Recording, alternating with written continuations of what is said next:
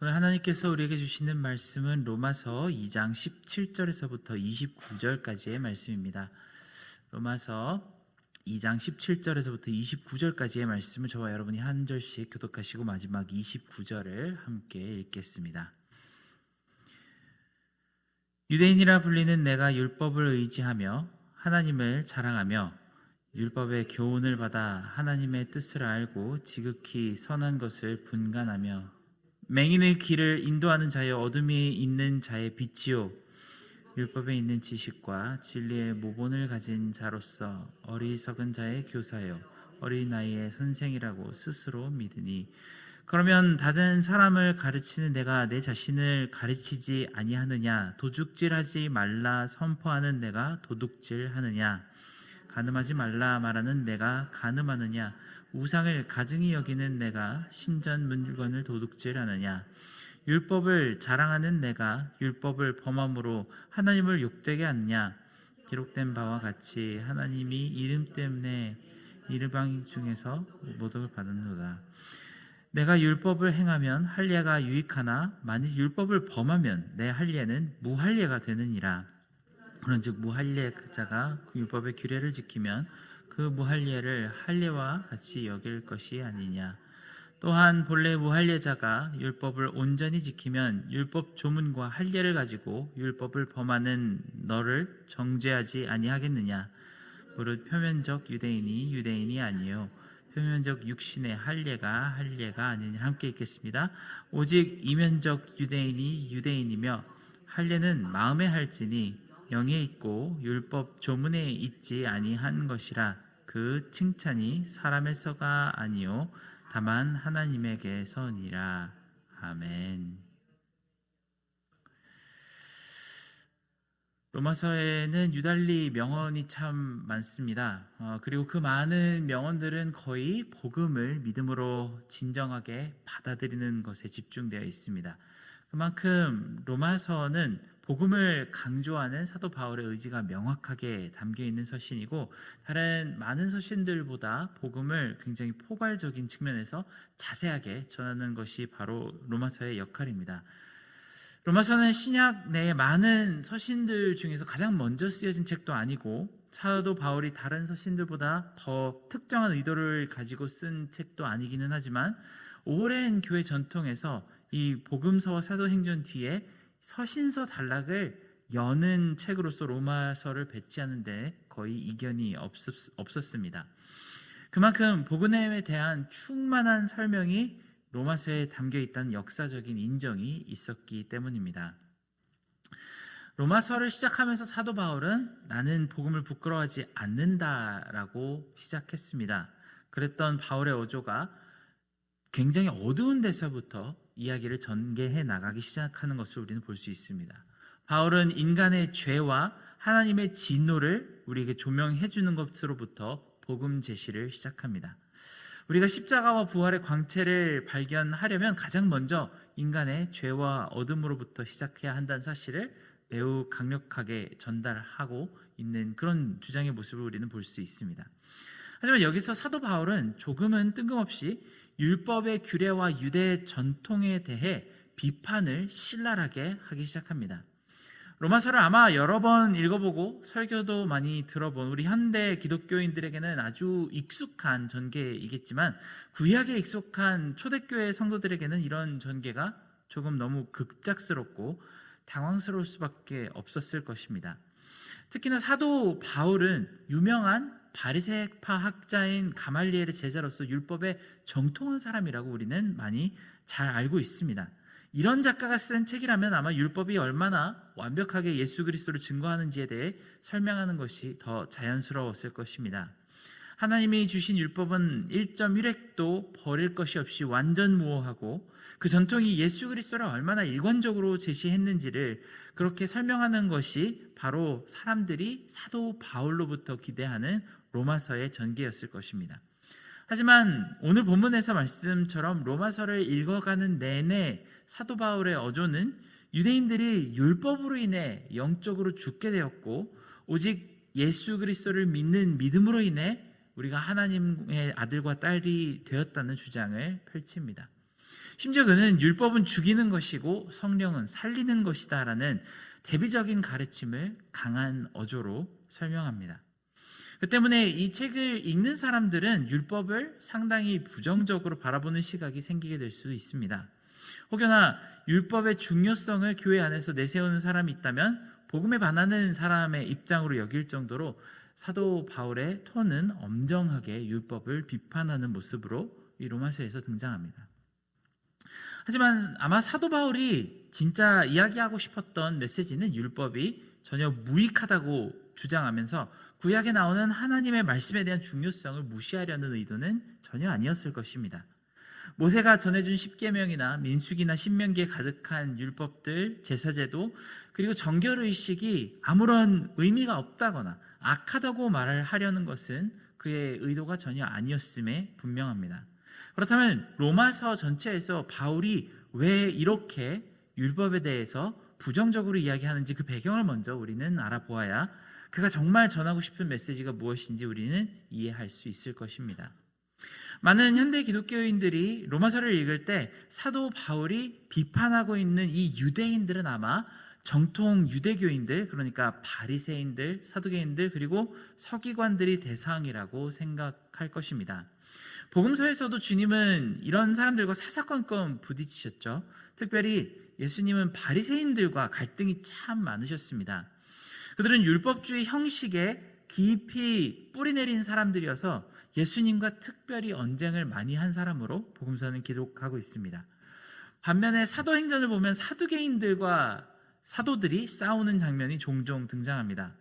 이는 사두개인들이 부활을 믿지 않는 사람들이었고 그래서 로마 세계를 돌아다니면서 예수님이 부활하셨다고 전하는 그 사도들의 주장을 받아들일 수 없었기 때문이었습니다. 이런 유대교 지도자들의 주장이 얼마나 가식적이고 허무한지 우리는 벌써 사복음서와 사도행전을 통해서 여러 기록으로 살펴보았습니다. 그런데 사도 바울이 오늘 본문에서 꾸짖고 있는 대상은 바리새인들과 사두개인들이 아니었습니다. 바로 초대 교회 안에 있는 유대인들을 대상으로 꾸짖고 있는 중입니다. 이 유대인들은 그리스도인의 신앙을 가져도 여전히 할례를 행하며 율법이 명시한 행위를 준행해야 한다고 교회 내에서 가르치고 주장했습니다. 만약에 누군가가 완전한 그리스도인이 되려면 예수님을 믿는 것과 동시에 유대의 전통을 배우고 존중하며 따를 줄 알아야 한다고 주장했습니다. 그렇지만 사실 그들의 마음속에는 자신의 입지를 높이는 데 율법의 권위를 사용하려고 했던 것이었습니다. 이방인으로 형제와 자매가 된 사람들 위에 서려고 하였으며 그들을 훈계하고 가르치고 뒤로는 개인적인 이익을 추구하는 여러 가지 행동을 일삼았습니다. 다른 서신서에 보면 이런 일들이 얼마나 빈번하게 일어났으며 그들로 인해 복음이 커다란 오해를 낳고 교회 내에서 사랑이 아닌 미움의 불씨가 생기게 되었는지를 충분히 드러내는 그런 여러 증거를 찾아볼 수 있습니다. 하나님의 뜻은 전혀 그렇지 않았는데 교회 내에서 율법주의자들은 그리스도의 몸을 자꾸 분열시키고 정죄하는 몸속의 칼날이 되어서 교회를 헤집었습니다. 특히 오늘 말씀 가운데 24절의 말씀을 집중해서 우리는 마음에 새겨야 할 것입니다. 기록된 바와 같이 하나님의 이름이 너희 때문에 이방인 중에서 모독을 받는도다. 이것이 얼마나 무섭고도 안타까운 일일까요? 우리 때문에 세상에서 찬양받으시고 영광받으셔야 하는 하나님의 이름이 우리 때문에 세상 사람들로부터 하나님의 이름이 모독받는다고 비판합니다. 그리고 오늘 본문은 이것이 율법이 잘못된 것이 아니라 율법을 가르치면서도 제대로 행하지 않으며 오직 다른 사람 위에 군림하고 판단하려고 하는 사람들 때문에 일어나는 일이라고 설명합니다. 1800년대 이재현에는 많은 선교사님들이 온 세상을 돌아다니며 복음을 전할 때 복음만 전하는 것이 아니라 유럽인의 생활 습관과 전통들을 꼭 같이 가르쳤다고 합니다. 예수 그리스도의 복음뿐만이 아니라 옷을 입는 방식과 건물 짓는 방식과 말을 하는 방식, 그리고 심지어는 가정생활과 부부관계까지도 정확히 유럽인들의 방식대로 강요하는 그런 식으로 선교가 이루어졌다고 합니다. 그때는 유럽 열강주의의 제국주의 식민지화 물결이 복음에 이용되는 것이 참 빈번했습니다. 물리적으로만 식민지를 만드는 것이 아니라 문화적으로도 식민지를 만들어야 하는데 그 유럽인들의 삶의 방식을 요구하는 도구로서 그것이 마치 기독교의 진리인 것 마냥 식민지 사람들을 억압하는 도구로 복음이 사용되었습니다. 그리고 선교사를 살펴보면 알겠지만 그 결과는 사실 처참하게 나타났습니다. 그러다가 1800년대 허드슨 테일러라고 하는 중국 선교사님으로부터 새로운 복음의 물결이 열렸습니다. 허드슨 테일러 선교사님은 금발의 푸른 눈을 가진 영국인이었는데 그는 오히려 변발을 하고 머리를 검게 문드리며 중국 전통 의상을 입은 채로 중국어로 선교지에서 사역을 하기 시작했습니다. 마치 하나님의 아들이시지만 사람이 되신 예수님처럼 영국인이었던 그가 중국인이 되어서 복음을 전하기 시작했던 것입니다. 그로부터 일어난 변화는 감히 이전과는 비교할 수도 없이 큰 파급 효과가 복음을 통해 일어났습니다. 사실 우리가 알고 있는 복음이란 이런 것입니다.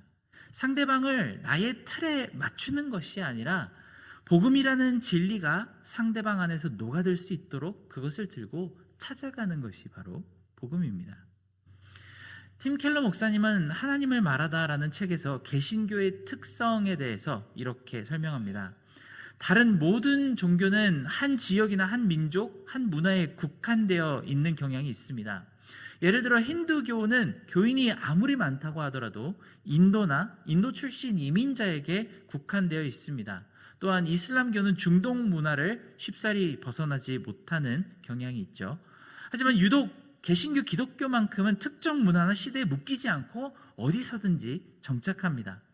처음에는 이스라엘에서 시작된 이 운동은 이내 로마 사회를 휩쓸었고 그 후에는 아주 오랜 시간 동안 유럽과 북미 지역의 기본 질서로 작용했습니다.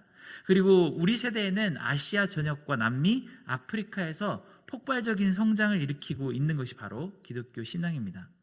기독교는 복음이라는 이 절대의 진리가 각 문화에 따라서 상호작용을 하면서 다양한 방식으로 예수 그리스도를 통해 사람들이 구원을 얻도록 자유롭게 하나님께 인도하는 놀라운 능력을 가진 진리입니다.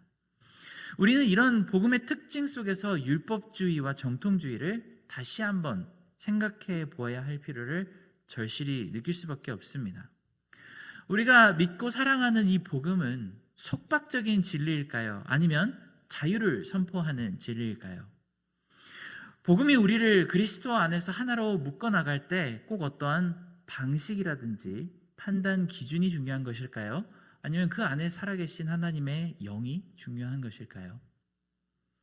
이렇게 질문을 한다면 아마 100명의 기독교인들 중에 100명 모두가 하나님의 영이 중요하다고 그렇게 말할 것이 분명합니다.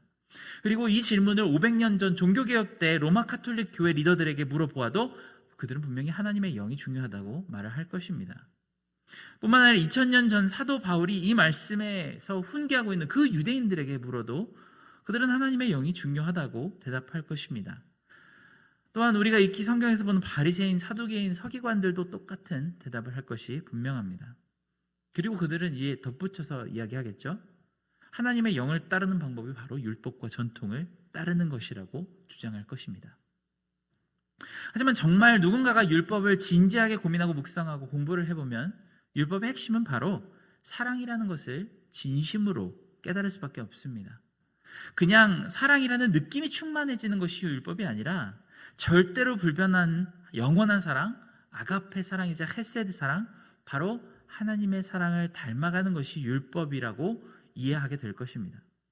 반대로 누군가를 비판하고 정죄하는 도구는 하나님이 주신 율법이 아니라 인간이 만들어낸 전통과 인간의 율법이라는 사실을 우리는 통찰하게 될 것입니다. 우리가 정말 하나님의 법을 시편 1편에 복이 있는 사람처럼 주의하러 묵상한다면, 그리고 성령님이 우리의 마음을 열어주셔서 율법 속에 담긴 정신을 배우고 행동할 수 있다면 우리 속에서는 아마 예수님과도 같은 인자한 성품이 만들어질 것입니다. 돌 맞아 죽을 운명이었던 가늠한 여인에게 나도 너를 정죄하지 아니하니 다시는 가서 죄를 짓지 말라고 치유하며 말하는 성품이 바로 예수님의 성품이자 율법의 핵심입니다. 요즘은 많은 젊은 세대 사람들이 교회를 찾지 않습니다. 그런데 보니까 정말 흥미로우면서도 뼈가 아픈 통계가 있습니다. 이것은 2024년 한국교회 트렌드라는 책에서 나온 말인데요. 많은 젊은이들이 하나님은 좋은데 교회는 싫어요 라고 말한다고 합니다. 영적인 체험과 진리 추구 그리고 복음과 영생에 대한 관심은 정말 높은데 제도권 교회와 교회의 문화에 대한 호감은 아주 위험할 정도로 낮다고 합니다. 많은 사람들이 요즘은 젊은이들은 복음에 대해서 성경에 대해서 진지한 관심이 없어서 교회가 어렵다라고 생각하는데 요즘 젊은 세대는 정확하게 교회 내의 율법주의가 그 원인이라고 지목합니다. 그리고 그들의 말을 자세하게 들어보면 오늘 말씀의 본문이 현대식 표현으로 서술되어서 젊은 세대의 입술에서 나오고 있습니다. 교회가 가르치는 대로 교회가 먼저 행하지 않는다고, 교회가 교회의 정한 율법을 실천하지 않는다고 말합니다. 오늘 말씀 이 로마서 2장에 나온 율법주의에 대한 말씀은 과연 2000년 전 초대교회 성도들, 특히 유대인 성도들만을 위한 말씀일까요? 아니면 온 세대를 관통하며 교회를 꾸짖으시는 성령님의 음성일까요? 우리 뉴욕 장로교회의 역사와 전통은 복음을 날마다 더욱 강하고 풍성하게 세우고 있습니까? 아니면 하나님의 이름을 부끄럽게 만들고 있는 중일까요? 이제 우리 교회는 바로 다음 주에 55주년 기념 예배를 앞두고 있습니다. 반세기가 넘는 긴 시간 동안 이 공동체에서 형성된 수많은 전통과 방식이 분명히 있습니다. 이제 우리는 이 중에서 아름다운 미덕으로 후대에 남겨줄 것과 율법주의로 굳어져서 칼날처럼 남을 찌르기만 하기에 반드시 제하여 버려야 할 것을 잘 분별해야만 하겠습니다. 만일 우리가 율법주의를 떠나서 진정한 복음 정신으로 한 발짝 더 나아갈 수 있다면 반드시 우리는 영적인 새로운 부흥을 맞이하게 될 것이라고 믿습니다.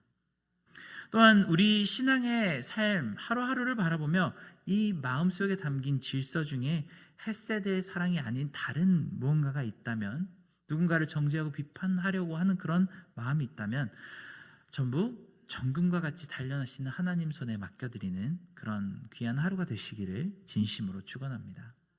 함께 기도하겠습니다. 사랑하는 하나님 아버지, 우리가 율법이 정한 그 심장부에 있는 하나님의 사랑을 바라볼 수 있게 도와주시고, 우리가 율법으로부터 다른 아무것도 가져가지 않더라도 하나님의 사랑을 배워가는 그 율법의 중심부에 있는 그 마음을 우리가 날마다 닮아가게 도와주시기를 원합니다. 우리가 하나님의 복음을, 하나님의 이름을 부끄럽게 하는 자가 되지 않게 하시고 오직 날마다 하나님께 영광 올려드리고 하나님의 기쁨 되는 귀한 주의 자녀 되게 하여 주시옵소서. 오늘 은혜 감사드리며 예수님의 이름으로 기도드렸습니다. 아멘.